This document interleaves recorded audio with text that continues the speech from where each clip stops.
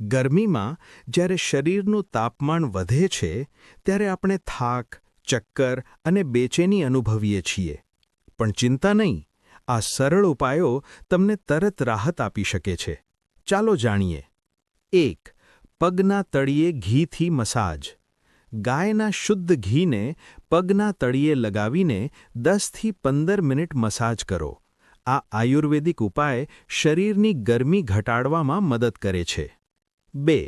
ઠંડા પાણીના પોતા. કપાળ, ગળા અને બગલમાં ઠંડા પાણીમાં ભીંજવેલા કપડાં રાખો.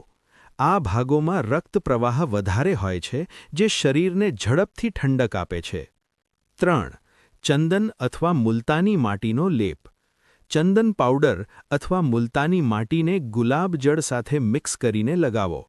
તે શરીરને ઠંડક આપે છે અને ગરમીને શાંત કરે છે. 4.